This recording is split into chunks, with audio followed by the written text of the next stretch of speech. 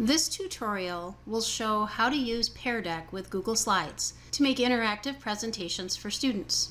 The first thing you need to have added is the Pear Deck add-on to Google Slides. To access this feature, go under the Add-ons menu, choose Pear Deck, and choose the Open Pear Deck add-on command. This will launch a panel on the right-hand side with your options for this add-on.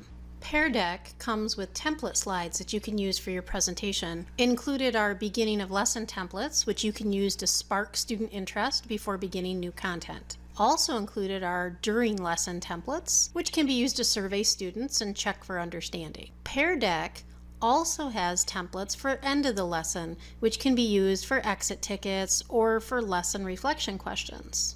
I prefer to create my own questions for my presentations, and those options are at the bottom of the Pear Deck panel. There are 6 options available. However, the last 2 in the second row are premium features available only with an upgraded account. When you add the Pear Deck add-on to Google Slides, you will receive a 30-day trial of the premium version, so you will have the opportunity to sample these features. The 4 basic types of questions available are text, which will allow a student to type a free response; choice, in which students are provided multiple options to choose from; number, in which students can respond by entering a numeric value; and website, in which a teacher can enter a URL for a student to click on to launch an external website directly from the presentation. In order to add a question, simply click on the slide and then choose the type of question from the Pear Deck panel. For my first question, I'd like this to be multiple choice. The default number of choices is 3. You'll see an A, B, and a C. You can remove extra choices, which I will do in this example. You can also add choices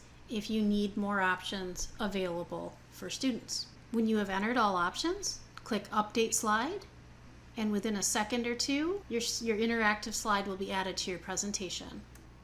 For my next slide, I'd like my students to be able to type a free response to answer the question.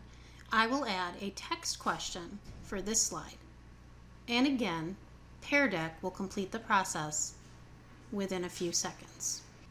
As mentioned previously, the other basic questions available in Pear Deck are number and website. Website will allow you to enter a URL where students can click within your presentation to take them to an external web page. The premium features are draw, in which students can create their own sketches, and draggable, in which students move an icon across the screen to a location. This would be great, possibly for reviewing vocabulary or even for reviewing geography within the World Language Classroom.